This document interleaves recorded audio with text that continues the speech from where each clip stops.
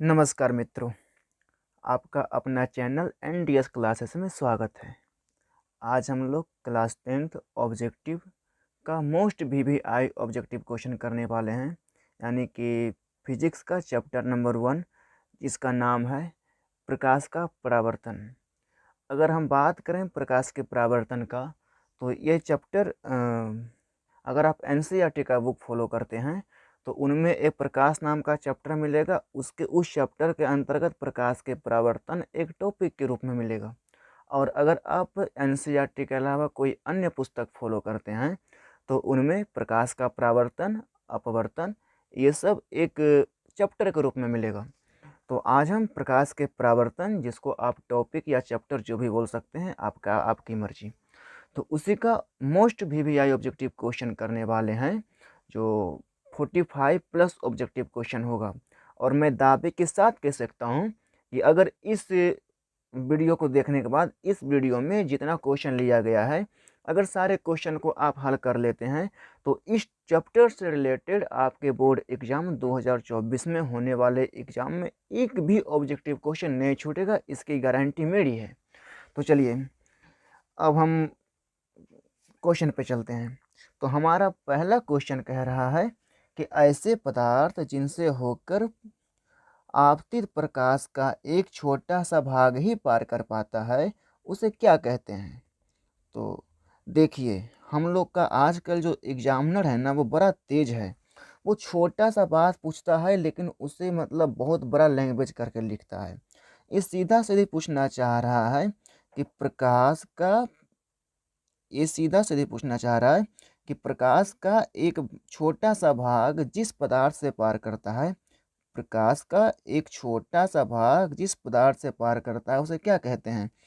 तो उसे कहे जाते हैं, उसे पारभासी कहे जाते हैं। क्या कहे जाते हैं? उसे पारभासी कहे जाते हैं। तो देखिए, ये छोटा सा बात पूछा था, इसको कितना लंबा घुमाकर पूछा है कि ऐसे पदार्थ जिनसे होकर आपतित प्रकाश मतलब आती हुई प्रकाश, तो सीधा सीधी वैसे पदार्थ जिनसे प्रकाश का एक छोटा सा भाग ही पार कर पाता है, उसे पारभासी कहते हैं। और जिससे पूरा पार कर जाता है उसे पारदर्शी बोलते हैं। और जिससे बिल्कुल पार न कर पाए उसे अपारदर्शी कहते हैं। तो हो गया ना क्लियर। अगले क्वेश्चन पे चलते हैं। हमारा अगला क्वेश्चन है कि निम्नलिखित में कौन सा कथन सत्य नहीं है। ध्यान दीजिएगा, बहुत घुमाता है क्वेश्चन। सत्य लिख के उसके बाद नहीं बोल रहा है। ध्यान दीजिएगा, मतलब इसमें असत्य को खोजना है। तो हमारा पहला ऑप्शन है, कह रहा है प्रकाश एक ऊर्जा का रूप है।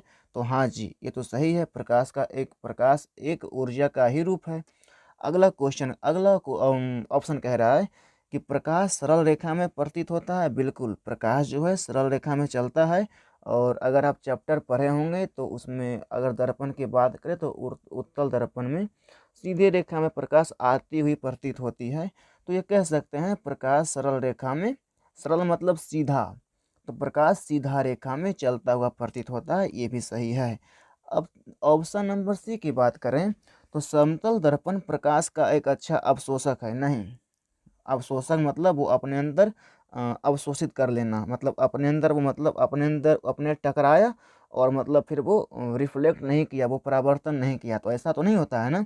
समतल दर्पण में होता क्या है, मानो ये समतल दर्पण है और ये समतल दर्पण है, और यहाँ से अगर आपतित किरण आ रहा है तो क्या ये दर्पण पे ही रह जाता है? नहीं ना, यहाँ से परावर्तित होकर रिटर्न भी जाता है। तो ये तो गलत हो गया ना, और मुझे खोजना भी तो गलत ही था। तो हमारा सही ऑप्शन क्या हो जाएगा? ऑप्शन नंबर सी सही जवाब हो जाएगा कि समतल दर्पण प्रकाश का अच्छा अवशोषक नहीं है। वो प्रकाश को रिफ्लेक्ट कर देता है, परावर्तन कर देता है, वहाँ से प्रकाश परावर्तित हो जाता है। अगले क्वेश्चन पे चले हम। तो हमारा अगला क्वेश्चन कह रहा है, एक प्रकाश किरण एक समतल दर्पण पर लंबवत आपतित होती है। परावर्तन कोण का मान क्या होगा? देखिए क्या कह रहा है। हम एक सबसे पहले एक हम समतल दर्पण बना लेते हैं। ठीक है, हमारा ये समतल दर्पण है। समतल दर्पण ही कह रहा है ना? हाँ, समतल दर्पण है। उसके बाद क्या कह रहा है? आपतित किरण मतलब लंबवत आपतित किरण लंबवत आपतित हो रही है, क्या है ये आपतित किरण है और ये लंबवत आपतित हो रही है, और लंबवत आपतित हो रही है और दर्पण से परावर्तन के बाद ये इसी रास्ते से मुड़ जाएगी। आप पढ़े होंगे चैप्टर में कि किसी भी दर्पण पे जब लंबवत प्रकाश पड़ती है तो बिना विचलित हुए उसी रास्ते से लौट जाती है।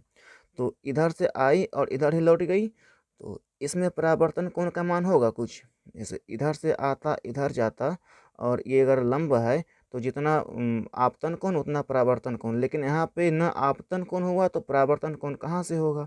इसलिए इसका सही जवाब हो जाएगा ऑप्शन नंबर ए 0 डिग्री। कितना हो जाएगा? Option number A 0 degree. ठीक है, तो अगले क्वेश्चन पर चलें।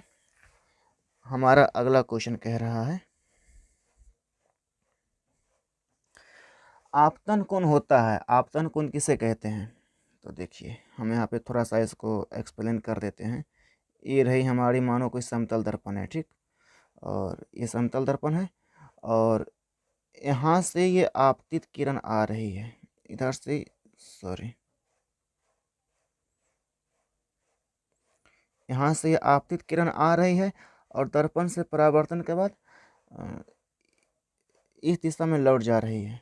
ठीक है, और यहाँ पे हमारा लंब है, ये हमारा लंब है।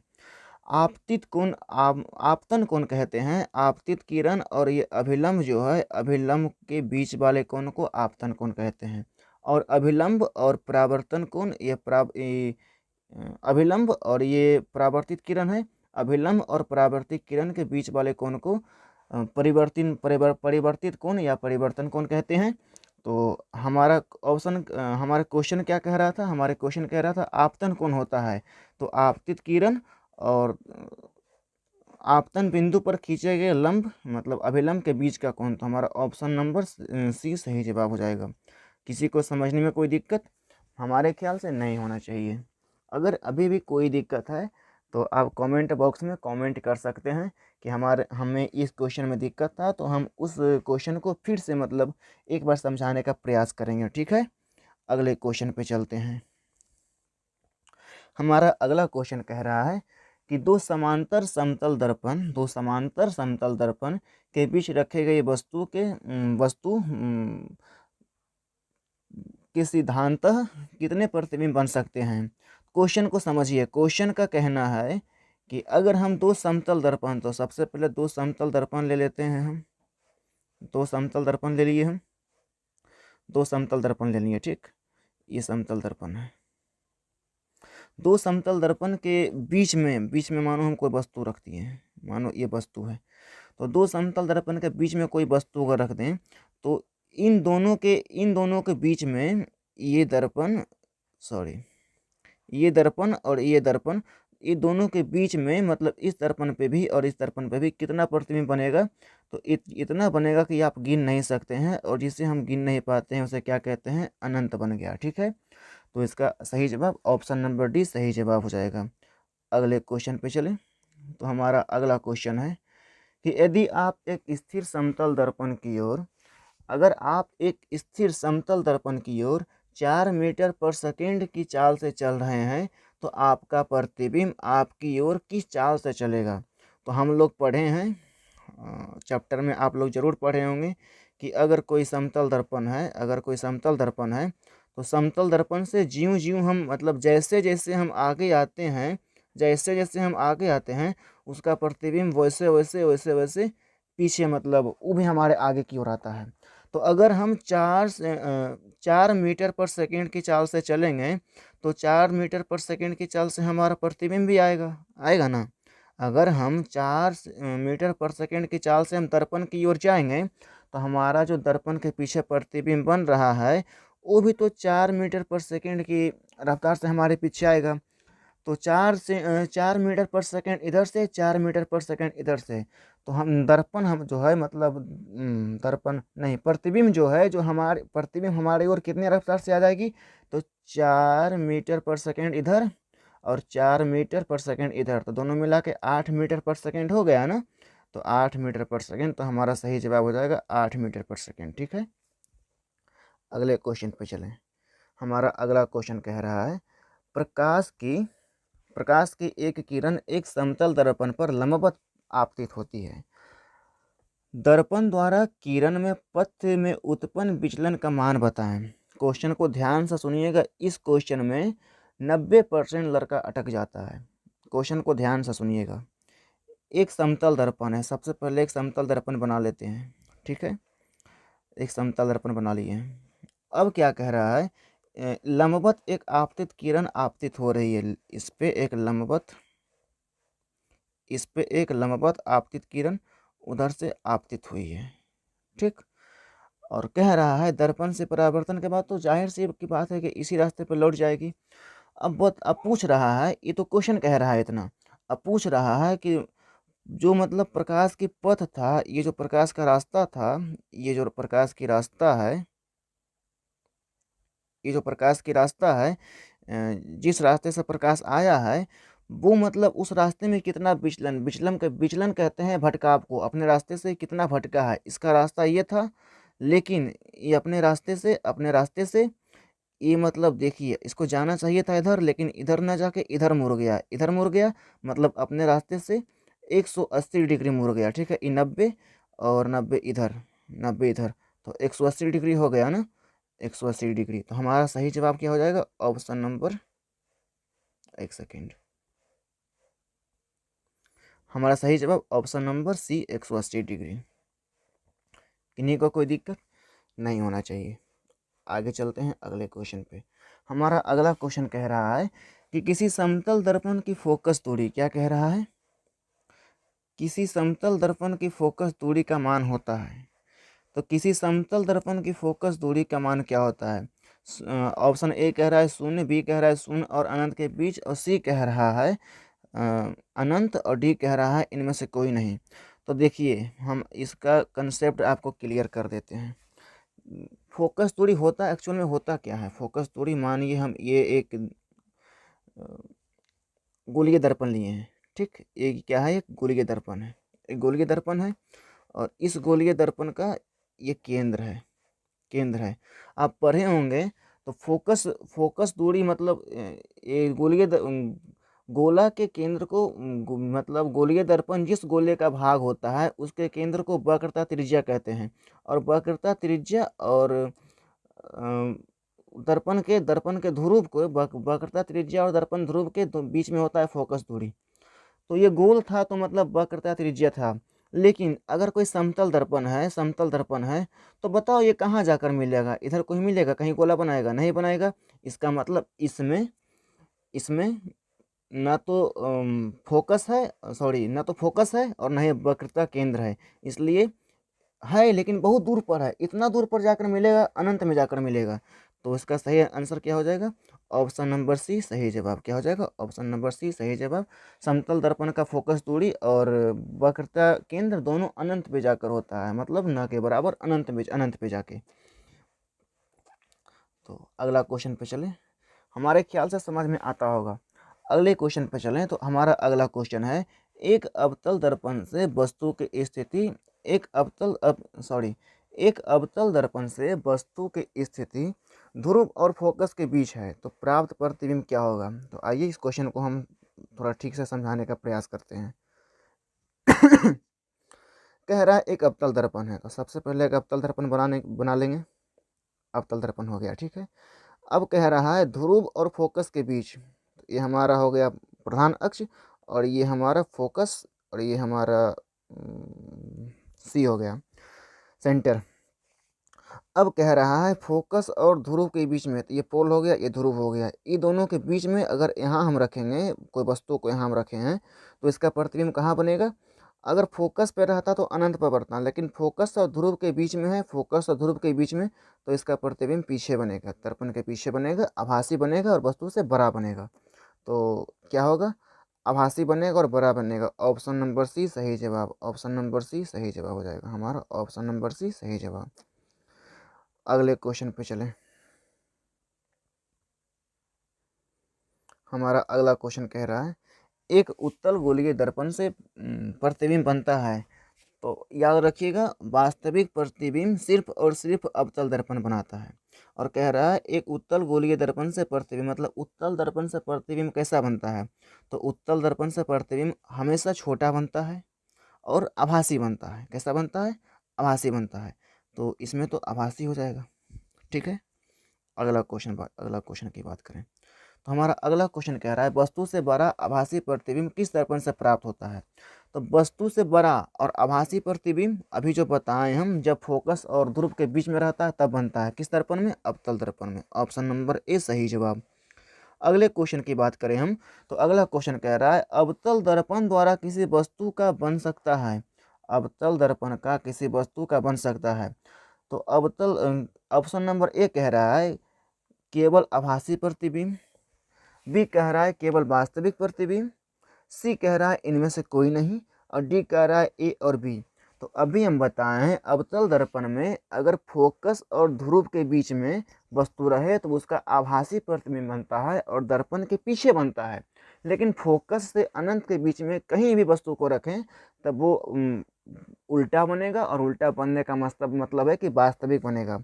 तो इसका सही जवाब क्या हो जाएगा? इसका सही जवाब ऑप्शन नंबर डी, अवतल दर्पण द्वारा बना प्रतिबिंब आभासी और वास्तविक दोनों होता है।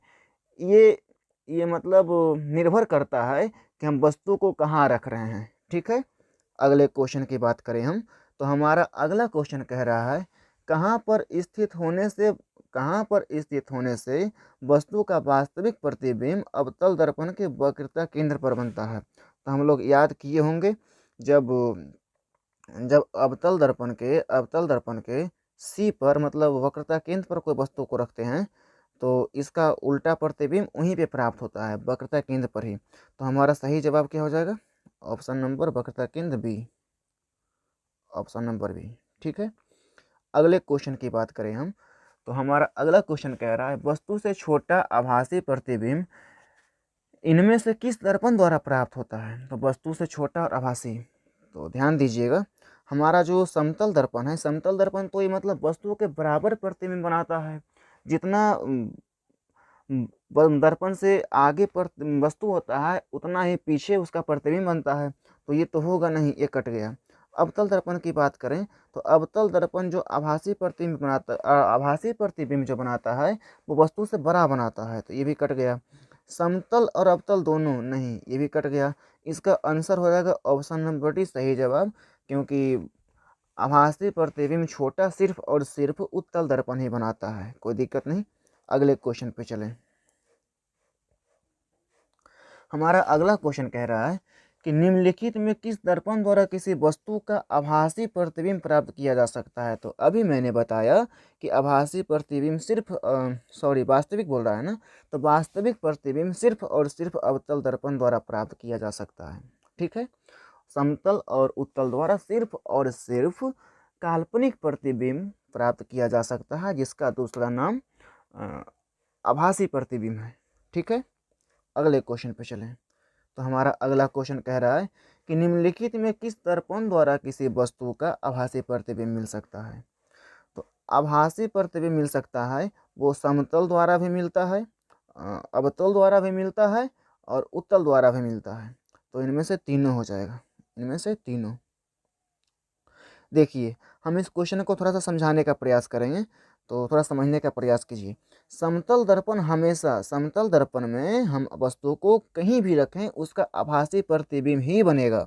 अवतल दर्पण में अगर अवतल दर्पण की बात करें हम तो अवतल दर्पण में फोकस से लेके अनंत के बीच में वस्तु को कहीं भी रखें वो हमेशा वास्तविक बनाएगा, और फोकस और ध्रुव के बीच में कहीं भी रखें तो वो काल्पनिक बनाएगा। समझ में आ रहा है ना? हाँ, और उत्तल दर्पण में चाहे हम वस्तु को कहीं भी रखें उसका हमेशा हमेशा काल्पनिक प्रतिबिंब बनेगा। ठीक है, तो काल्पनिक प्रतिबिंब तीनों दर्पणों से प्राप्त किया जा सकता है। हमारे ख्याल से समझ गए होंगे। अगले क्वेश्चन पे चलते हैं। हमारा अगला क्वेश्चन कह रहा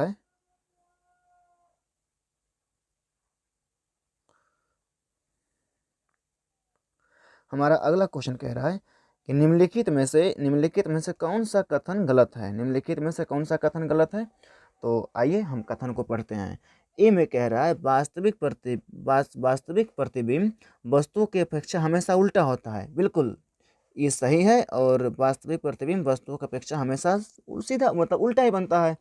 आभासी प्रतिबिंब को पर्दे पर प्राप्त किया जा सकता है, नहीं, पर्दे पर प्राप्त सिर्फ और सिर्फ वास्तविक प्रतिबिंब को ही किया जा सकता है, आभासी को नहीं। तो इस पे ऑप्शन नंबर बी हमारा सही जवाब हो जाएगा, क्योंकि कह रहा है आभासी प्रतिबिंब को पर्दे पर प्राप्त किया जा सकता है लेकिन नहीं किया जा सकता है, ये गलत है। समझ गए ना। अगले क्वेश्चन पे चलते हैं। हमारा अगला क्वेश्चन कह रहा है किसी गोलीय दर्पण पर जब आपतित किरण उसके वक्रता केंद्र से होकर गुजरती है तब परावर्तित किरण में क्या होता है, वो कहाँ से गुजरता है। तो ऑप्शन नंबर ए में कह रहा है दर्पण के ध्रुव से होकर गुजरेगी।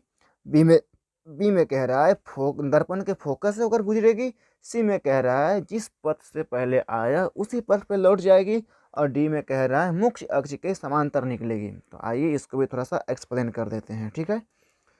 तो ये हमारा बन गया अवतल दर्पण और ये हो गया हमारा मुख्य अक्ष, ठीक है।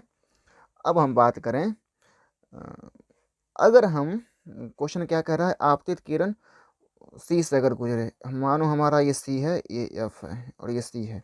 अगर यहाँ सीधा लाइन कहाँ से खिंचाता है, अगर यहाँ से कोई आपतित किरण आ रही है तो बिना विचलित हुए इसी लाइन पे उसी पथ पे पूर्व पथ पे लौट जाएगी। समझ में आया। तो हमारा ऑप्शन नंबर सी सही जवाब हो जाएगा। अगले क्वेश्चन की बात करें हम, तो हमारा अगला क्वेश्चन कह रहा है कि निम्नलिखित में से कौन सा कथन सही है, इसमें से कौन सत्य है वो खोजना है। इसमें 3 गलत है, 1 सही है, और जो सही है उसी को खोजना है। तो चलिए हमारा ऑप्शन नंबर ए कह रहा है गोलीय दर्पण के मध्य बिंदु को वक्रता केंद्र कहते हैं। नहीं भैया, गोलीय दर्पण के मध्य बिंदु को ध्रुव कहते हैं। ये मानो ये गोलीय दर्पण है, इसके मध्य बिंदु को पी से लिखते हैं, इसे ध्रुव कहते हैं हिंदी में, ठीक है। और ऑप्शन नंबर बी की बात करें तो वास्तविक प्रतिबिंब वस्तुओं की अपेक्षा हमेशा सीधा होता है। नहीं भैया, वास्तविक प्रतिबिंब हमेशा उल्टा होता है, हमेशा वस्तुओं की अपेक्षा उल्टा होता है, तो ये भी गलत है। ऑप्शन नंबर सी कह रहा है गोलीय दर्पण की वक्रता त्रिज्या, ध्यान से देखिएगा, गोलीय दर्पण की वक्रता त्रिज्या उसकी फोकस दूरी की आधी होती है। नहीं भैया, गोलीय दर्पण की वक्रता त्रिज्या फोकस दूरी के दुगनी होती है, उल्टा लिख दिया ये, फोकस दूरी का 2 गुना होता है वक्रता त्रिज्या, तो ये भी गलत है। हम तब 3 गलत, तो हमारा ऑप्शन नंबर डी सही हो जाएगा। आवर्धन का ऋणात्मक मान बताता है कि प्रतिबिंब वास्तविक है। समझ में आया। तो हमारा सही जवाब क्या हो जाएगा, ऑप्शन नंबर डी सही जवाब हो जाएगा। अब अगले क्वेश्चन की बात करें हम, अगले क्वेश्चन पे हमारा अगला क्वेश्चन कह रहा है कि यदि किसी अवतल दर्पण के ध्रुव से उसके फोकस दूरी 25 सेंटीमीटर है तो फोकस से वक्रता केंद्र की दूरी क्या होगी। क्वेश्चन कह रहा है यदि किसी अवतल दर्पण के ध्रुव से उसके फोकस दूरी 25 सेंटीमीटर है तो फोकस से वक्रता त्रिज्या की दूरी क्या होगी। तो अभी हम बताए हैं फोकस दूरी से डबल होता है वक्रता त्रिज्या। इसका एक फॉर्मूला भी है, एफ बराबर छोटी एफ बराबर r/2, ठीक है। तो इसमें कह रहा है, मानो कि हम इसको और अच्छा से समझाने का प्रयास करें। ये हमारा अवतल दर्पण है, ये हमारा मुख्य अक्ष है, ये हमारा फोकस है, ये हमारा वक्रता त्रिज्या वक्रता केंद्र है, ठीक है। कह रहा है कि 25 सेंटीमीटर फोकस दूरी है, यहाँ से यहाँ तक 25 सेंटीमीटर, ठीक है। तो कह रहा है फोकस से वक्रता की मतलब यहाँ से यहाँ की दूरी पूछ रहा है। तो बताएं हम, इससे डबल होता है ये, मतलब इससे डबल होता है ये, मतलब यहाँ से यहाँ तक डबल, मतलब इसका आधा होता है फोकस दूरी। तो ये 25 है और यहाँ से यहाँ, तो दोनों मतलब ये मतलब दिखाते हैं, यहाँ से यहाँ और यहाँ से यहाँ, दोनों तो बराबर ही होगा ना। और क्वेश्चन में कह रहा है कि यहाँ से यहाँ 25 है तो यहाँ से यहाँ कितना होगा, ये भी 25 ही होगा। समझ में आया। तो हमारा सही जवाब क्या हो जाएगा? ऑप्शन नंबर बी सही जवाब, ऑप्शन नंबर बी सही जवाब। अगले क्वेश्चन पे चले।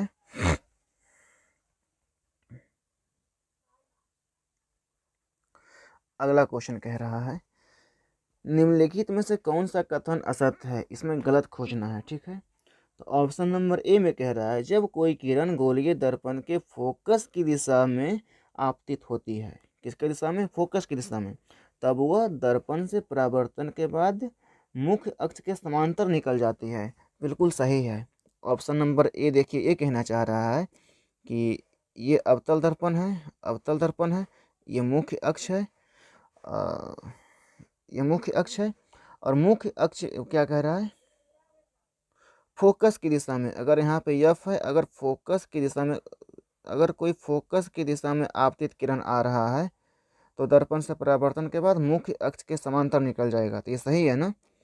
अगले क्वेश्चन, अगला ऑप्शन कह रहा है जो किरण गोलीय दर्पण के वक्रता केंद्र की दिशा में आता है, मतलब दर्पण पे पड़ता है, तो दर्पण से परावर्तन के बाद उसी पथ पर लौट जाता है। तो हाँ, बिल्कुल लौट जाता है। इसको भी थोड़ा देखते हैं। यह है अवतल दर्पण, अवतल दर्पण, और ये रहा मुख्य अक्ष। अगर यहाँ पे अगर सी है, अगर यहाँ पे एफ है, तो सी के दिशा में अगर कोई आपतित किरण आता है तो दर्पण से परावर्तन के बाद उसी रास्ते से क्या होता है? उसी रास्ते से लौट कर चला जाता है, उसी रास्ते से लौट कर चला जाता है। ठीक है, तो आइए अगला ऑप्शन पर देखते हैं। अवतल दर्पण द्वारा वस्तु केवल वास्तविक प्रतिबिंब बनाता है। नहीं, अवतल दर्पण वास्तविक और आभासी दोनों बनाता है। यही गलत है। हमारा ऑप्शन नंबर सी सही जवाब हो जाएगा। ठीक है, अगले क्वेश्चन की बात करें हम।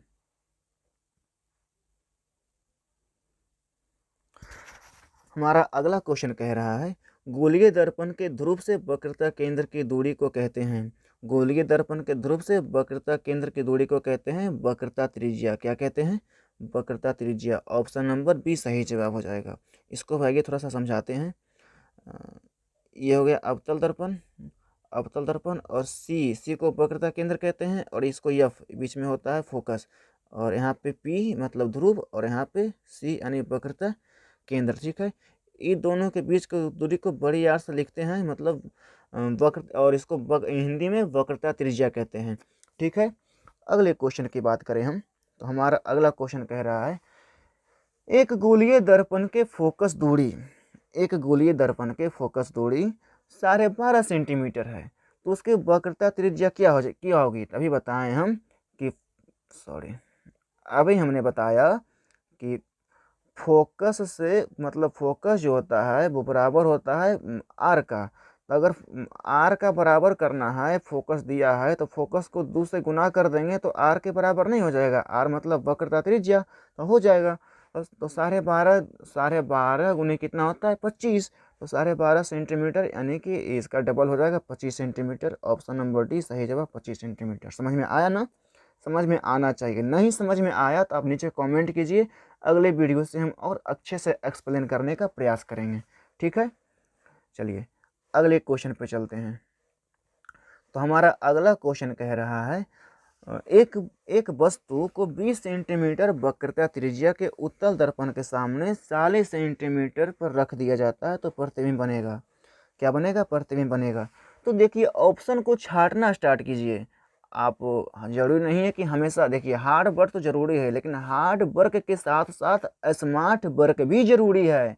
स्मार्ट वर्क के बिना आप कुछ भी नहीं कर सकते हैं। तो सबसे पहले ऑप्शन को छांटना स्टार्ट कीजिए। कौन दर्पण में पूछ रहा है? तो उत्तल दर्पण में पूछ रहा है। कौन दर्पण में? उत्तल दर्पण में। क्या उत्तल दर्पण कभी भी वास्तविक प्रतिबिंब बनाता है? तो नहीं बनाता है। क्या होता है? नहीं बनाता है। उत्तल दर्पण कभी भी वास्तविक प्रतिबिंब नहीं बनाता है। तो इसमें मतलब दो ऑप्शन ऐसे ही कट जाएगा, ए और सी कट जाएगा, क्योंकि उत्तल दर्पण कभी भी वास्तविक प्रतिबिंब नहीं बनाता है। अब देखिए क्वेश्चन क्या कह रहा है।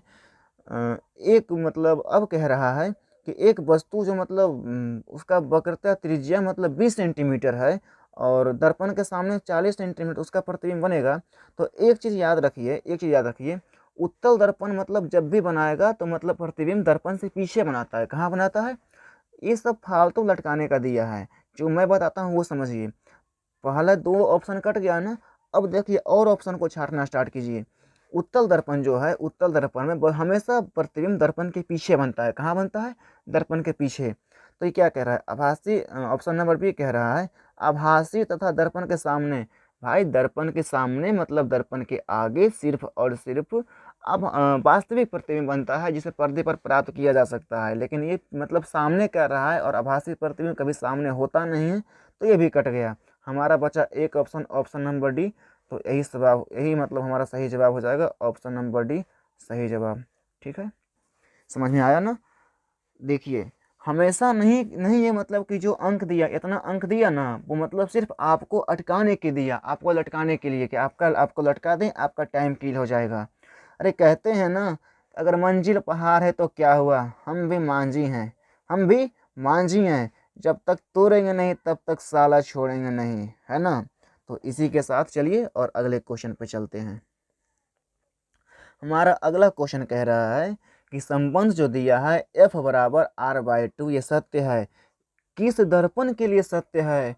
ऑप्शन नंबर ए में कह रहा है उत्तल दर्पण के लिए, परंतु अवतल दर्पण के लिए नहीं। बी में कह रहा है अवतल दर्पण के लिए परंतु उत्तल दर्पण के लिए नहीं। मैं बताऊं, ये अवतल और उत्तल दोनों के लिए होता है।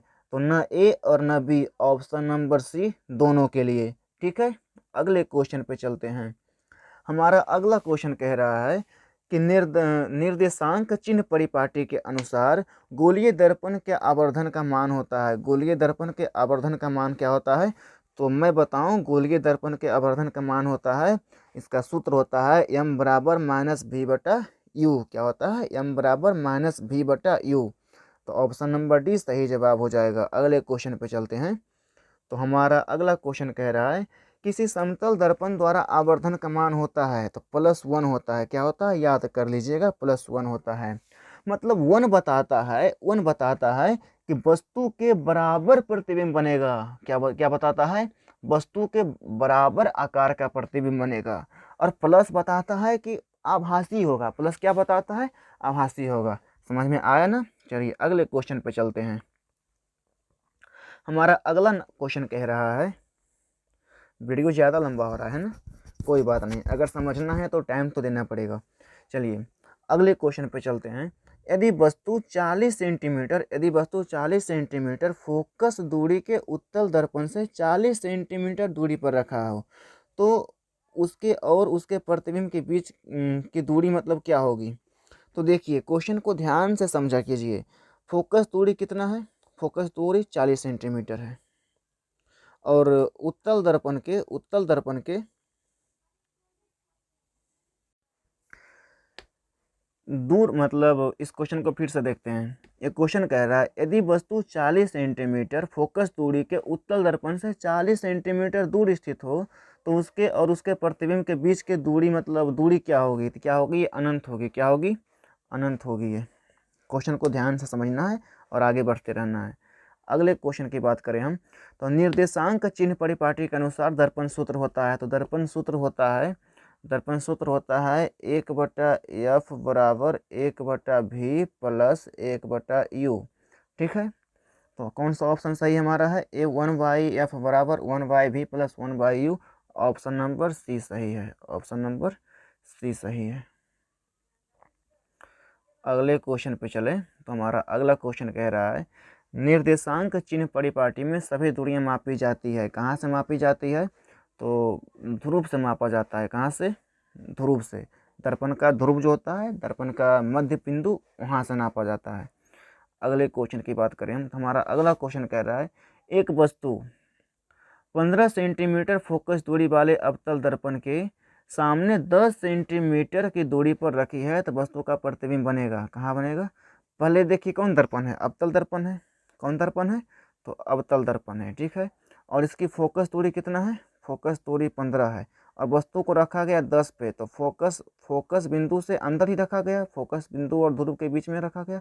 तो फोकस दूरी और ध्रुव के बीच में अगर वस्तु रहता है तो उसका प्रतिबिंब दर्पण के पीछे बनता है। कहाँ बनता है? दर्पण के पीछे। और वस्तु से बड़ा बनता है तो क्या हो जाएगा? आभासी तथा वस्तु के बड़ा और सीधा। तो ऑप्शन नंबर बी सही जवाब हो जाएगा। ठीक है, अगले क्वेश्चन की बात करें हम तो हमारा अगला क्वेश्चन कह रहा है, वीडियो काफ़ी लंबा हो रहा है, वीडियो बहुत लंबा हो रहा है। चलिए फिर भी हम देख लेते हैं, अलग अलग पार्ट में करने की कोई ज़रूरत नहीं है।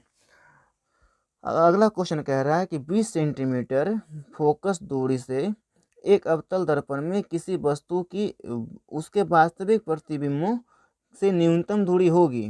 क्या कह रहा है, ध्यान से समझिए। 20 सेंटीमीटर फोकस दूरी के एक अवतल दर्पण से किसी वस्तु की उसके वास्तविक प्रतिबिंब होने के लिए उसके न्यूनतम दूरी के क्वेश्चन को ध्यान से समझिए। यह है अवतल दर्पण, ये अवतल दर्पण, ये मतलब मुख्य अक्ष है और इसका यहाँ से यहाँ तक 20 सेंटीमीटर है। 20 सेंटीमीटर ये फोकस है, ये क्या है, फोकस है ये।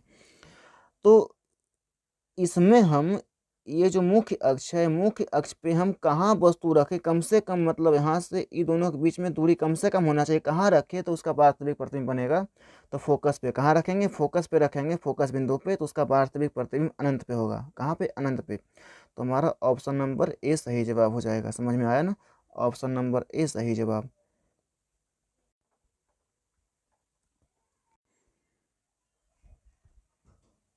आइए हम लोग अगले प्रश्न पे चलते हैं।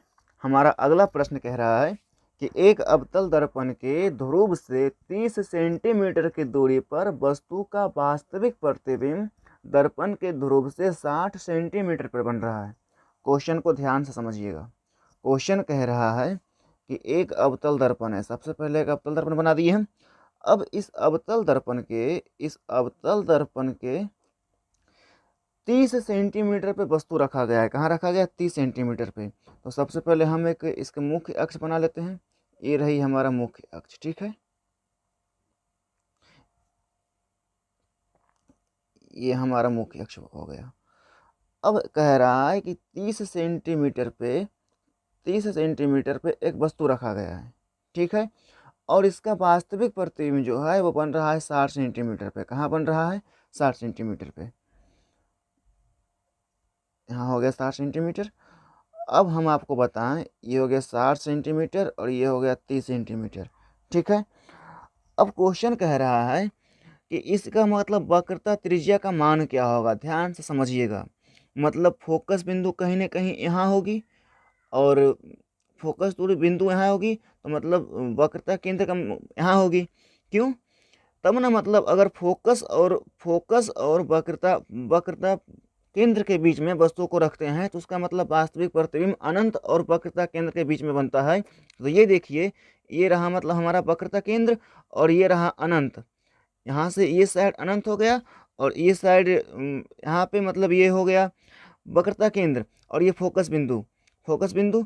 और यही पूछ रहा है। फिर अब क्वेश्चन पूछ रहा है कि इसकी वक्रता त्रिज्या का मान क्या होगा। क्या पूछ रहा है, वक्रता त्रिज्या का मान। तो देखिए वक्रता त्रिज्या ये मतलब है वक्रता केंद्र और यहाँ से इस दूरी को वक्रता त्रिज्या कहते हैं। वक्रता केंद्र से दर्पण के ध्रुव के बीच के दूरी को वक्रता त्रिज्या कहते हैं, वक्रता त्रिज्या कहते हैं। तो हमारा वक्रता त्रिज्या का मान क्या होगा, तो 60 से कम लेकिन 30 से अधिक। तो हाँ, समझ में आया ना, 60 से कम और 30 से अधिक। तो हमारा सही जवाब क्या हो जाएगा, ऑप्शन नंबर सी सही जवाब। ऑप्शन नंबर सी सही है। इसको टिक करके आगे बढ़ते हैं। अब हमारा अगला प्रश्न कह रहा है, हमारा अगला प्रश्न है कि यदि सूर्य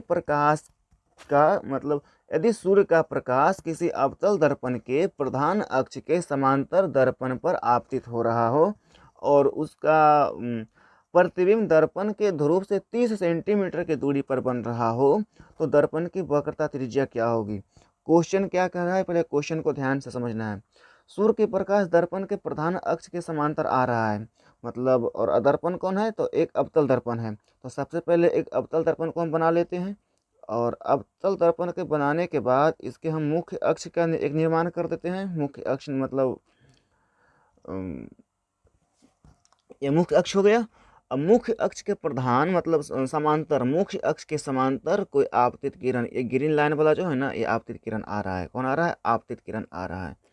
ये आपतित किरण आ रही है और ये पता है, सबको पता है, आप चैप्टर में पढ़े होंगे कि ये दर्पण से परावर्तन के बाद फोकस बिंदु से निकलता है। कहाँ से निकलता है, फोकस बिंदु से। तो हमारा यहाँ से निकला है, ये यहाँ से निकला है, तो हमारे फोकस बिंदु ये हो जाएगी, फोकस बिंदु। और अब क्वेश्चन आगे क्या कह रहा है, और जिसका मतलब प्रतिबिंब दर्पण के ध्रुव से 30 सेंटीमीटर की दूरी पर बन रहा है। यहाँ से यहाँ तक अगर 30 सेंटीमीटर है तो मतलब फोकस पे अगर कोई प्रकाश की किरण या वस्तु को हम अनंत पे रखते हैं तो उसका प्रतिबिंब फोकस पे बनता है। कहाँ बनता है? फोकस पे। और फोकस, और आगे पूछ रहा है दर्पण की वक्रता त्रिज्या, तो दर्पण के दुगुने मतलब फोकस दूरी 30 सेंटीमीटर है, तो फोकस दूरी के डबल होती है वक्रता त्रिज्या, तो 60 सेंटीमीटर हो जाएगी। तो हमारा सही आंसर क्या हो जाएगा? Option number C. क्या हो जाएगा? ऑप्शन नंबर सी सही जवाब। ऑप्शन नंबर सी सही जवाब। अगले प्रश्न पे चलते हैं। हमारा अगला प्रश्न कह रहा है, समझ में आया ना? शायद समझ गए होंगे। जो देखिए, जो लोग चैप्टर को पढ़े हैं उसके बाद यहाँ पे ऑब्जेक्टिव बनाने आए हैं, समझने आए हैं, उसको 100% समझ में आएगा। और मैं तो क्वेश्चन को भी एक्सप्लेन कर दे रहा हूँ, है ना। चलिए अगला क्वेश्चन पे चलते हैं। अगला प्रश्न है, एक वस्तु उत्तल दर्पण द्वारा बने प्रतिबिंब के लिए निम्नलिखित में कौन सा कथन असत्य है? एक वस्तु का उत्तल दर्पण द्वारा बने प्रतिबिंब के लिए निम्नलिखित में कौन सा कथन असत्य है? तो कौन है? ऑप्शन नंबर ए में कह रहा है प्रतिबिंब सीधा बनता है। जी हाँ, उत्तल दर्पण सिर्फ और सिर्फ आभासी प्रतिबिंब बनाता है जो कि सीधा होता है, और उत्तल दर्पण द्वारा प्रतिबिंब हमेशा वस्तु के साइज से छोटा बनता है। दर्पण पे जो प्रतिबिंब बनता है वो छोटा बनता है। तो हमारा ए नंबर ऑप्शन तो सही हो गया। और बी कह रहा है प्रतिबिंब वास्तविक बनता है। जी नहीं, उत्तल दर्पण सिर्फ और सिर्फ आभासी प्रतिबिंब बनाता है। तो ऑप्शन नंबर बी गलत है और हमें गलत ही खोजना है, तो ऑप्शन नंबर बी हमारा सही जवाब हो जाएगा। आगे चलते हैं अगले क्वेश्चन पे। हमारा अगला क्वेश्चन कह रहा है कि एक अवतल दर्पण के मुख्य अक्ष के लंबवत 1.5 सेंटीमीटर आकार की एक वस्तु रखी गई है। ठीक है। अब दर्पण से वस्तु की दूरी दर्पण के वक्रता त्रिज्या के बराबर है। ठीक है। तो प्राप्त प्रतिबिंब का आकार क्या होगा? ध्यान से समझिए। हमने मतलब एक अवतल दर्पण लिया है और अवतल दर्पण के ये हुई हमारा मुख्य अक्ष। ठीक है। अब कह रहा है कि देखिए, क्वेश्चन को ध्यान से समझिए। वस्तु को रखा कहाँ गया है? तो वक्रता त्रिज्या के बराबर, तो मतलब सी पे रखा गया है। ये हमारा सी है, ये मान लो एफ है, तो वक्रता त्रिज्या के बराबर। तो वस्तु को यहाँ रखा गया है। कहाँ रखा गया? यहाँ। और हम लोग जानते हैं कि अगर वक्रता केंद्र पर वस्तु को रखें तो उसका प्रतिबिंब वहीं बनता है, वक्रता केंद्र पे ही बनता है और वस्तु के बराबर बनता है, वस्तु के बराबर। तो जितने जो आकार का हमारे वस्तु है मतलब 1.5, तो वही आकार का हमारा प्रतिबिंब बनेगा। तो ऑप्शन नंबर सी सही जवाब हो जाएगा। क्या होगा? ऑप्शन नंबर सी सही जवाब। चलिए अगले प्रश्न पे चलते हैं।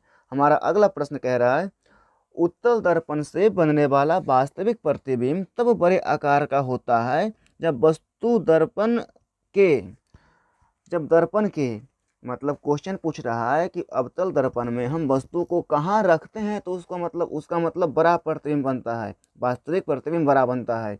तो वक्रता केंद्र पर नहीं, अगर हम वक्रता केंद्र पर रखें तो उसका प्रतिबिंब वक्रता केंद्र पर ही बनता है और वस्तु के बराबर बनता है। हमें तो बड़ा पूछ रहा है ना।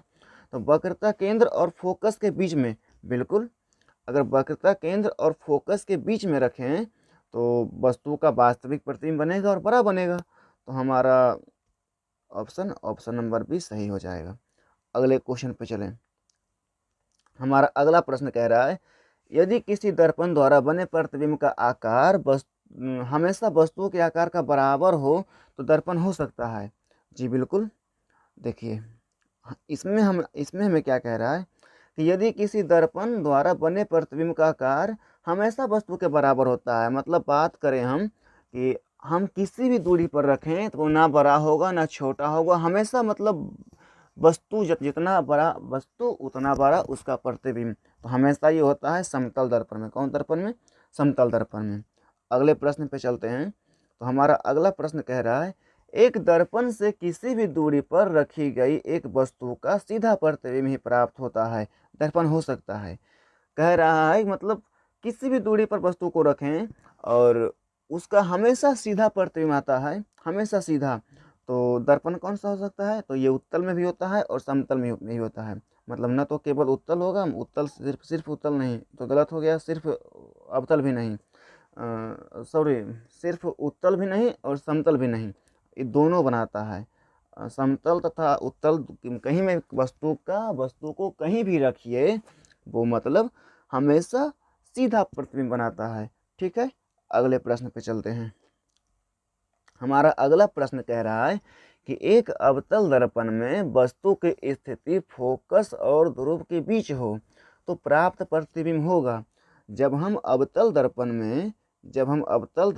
में फोकस और ध्रुव, ये पी को ध्रुव पोल कहते हैं, ध्रुव कहते हैं, यहाँ होता है, ठीक है, के बीच रखते हैं तो उसका प्रतिबिंब आभासी बनता है, दर्पण के पीछे बनता है और वस्तु से बड़ा बनता है। तो आभासी होगा और बड़ा होगा। ऑप्शन नंबर सी क्या बनेगा, ऑप्शन नंबर सी सही जवाब। अगले प्रश्न पे चलते हैं। तो हमारा अगला प्रश्न कह रहा है अवतल दर्पण की फोकस दूरी उसकी वक्रता त्रिज्या की आधी होती है। क्या होती है, आधी। फोकस दूरी वक्रता त्रिज्या के आधा होता है। ठीक है, अगले प्रश्न पे चलते हैं। हमारा अगला प्रश्न कह रहा है कहाँ पर स्थित होने से वस्तु का वास्तविक प्रतिबिंब अवतल दर्पण के फोकस पर बनता है। तो अनंत से आती हुई प्रकाश की किरणें फोकस दर्पण से परावर्तन के बाद फोकस बिंदु से निकलता है। तो अनंत पे रखी हुई, कहाँ, अनंत पे, तो अनंत पे। ठीक है, अनंत में हम अगर कोई वस्तु को रखते हैं तो उसका वास्तविक प्रतिबिंब फोकस पे बनता है। तो इसका आंसर सही डी होगा। ठीक है, अगले प्रश्न पे चलते हैं। हमारा अगला प्रश्न कह रहा है कि वस्तु से छोटा और आभासी प्रतिबिंब इनमें से किस दर्पण से प्राप्त होता है। तो वस्तु से छोटा और आभासी प्रतिबिंब सिर्फ और सिर्फ उत्तल दर्पण से प्राप्त होता है, इसीलिए उसको हम मोटर गाड़ी के साइड मिरर के रूप में इस्तेमाल करते हैं। ठीक है, अगले प्रश्न की बात करें। हमारा अगला प्रश्न कह रहा है निम्नलिखित में किसके द्वारा एक बिंदु स्रोत से समांतर किरणपुंज मिल सकता है। कौन दर्पण है इसमें एक बिंदु स्रोत पर अगर हम कोई बल्ब को जलाएं तो उससे मतलब मिलने वाली किरणें एक दूसरे के समांतर जाएगी। तो ये अवतल दर्पण से होगा। देखिए इसको समझाते हैं। मानो ये अवतल दर्पण है और ये इसका मुख्य अक्ष है, ये इसका फोकस बिंदु है, ये फोकस बिंदु है। ठीक है, अगर फोकस बिंदु पे हम बल्ब को जलाएंगे तो फोकस से निकलेगा और दर्पण से परावर्तन के बाद मुख्य अक्ष के समांतर चला जाएगा। ठीक है, अगर इधर भी तो इधर भी मुख्य अक्ष के समांतर चला जाएगा। तो ये अवतल दर्पण से होगा, सिर्फ और सिर्फ अवतल दर्पण से। तो हमारा सही आंसर ऑप्शन नंबर ए, अवतल दर्पण। ठीक है, अगले प्रश्न पे चलते हैं। हमारा अगला प्रश्न कह रहा है निम्नलिखित में किस दर्पण द्वारा किसी वस्तु का आभासी प्रतिबिंब प्राप्त किया जा सकता है। तो ये तभी बताए हैं, क्वेश्चन रिपीट हो गया है। तीनों दर्पणों से। ठीक है, अगले प्रश्न पे चलते हैं। निम्नलिखित में किस दर्पण द्वारा किसी वस्तु का वास्तविक प्रतिबिंब मिल सकता है। ये क्वेश्चन में रिपीट हो गया है। अवतल दर्पण से, सिर्फ और सिर्फ अवतल दर्पण से वस्तु का वास्तविक प्रतिबिंब प्राप्त होता है। अगले प्रश्न पे चलते हैं। प्रकाश के परावर्तन के कितने नियम है। तो सबको पता है प्रकाश के परावर्तन के 2 नियम है। ऑप्शन नंबर बी सही जवाब। चलिए इसी के साथ हमारा आज का क्वेश्चन समाप्त हुआ। और अगर वीडियो आपको अच्छा लगे और समझाने का तरीका अच्छा लगे और मैंने बहुत डिटेल में मतलब ऑब्जेक्टिव को करवाया है, मुझे उम्मीद है कि आपको क्वेश्चन समझ में आया होगा। अगर आया है तो वीडियो को लाइक कीजिए और कमेंट में अपना राय लिखिए कि आपको समझ में आ रहा है या नहीं आ रहा है। कोई क्वेश्चन में डाउट है उसको भी मतलब लिख दीजिए, हम कमेंट को पढ़ते हैं, आपको रिप्लाई ज़रूर मिलेगा। समझ में आया। चलिए ठीक है, अगर अच्छा लगे तो एक लाइक कीजिए और अपने दोस्तों के पास शेयर कीजिए। इसी के साथ आज वीडियो को समाप्त कर रहे हैं। मिलते हैं अगले वीडियो में। वीडियो देखने के लिए आपका बहुत बहुत धन्यवाद।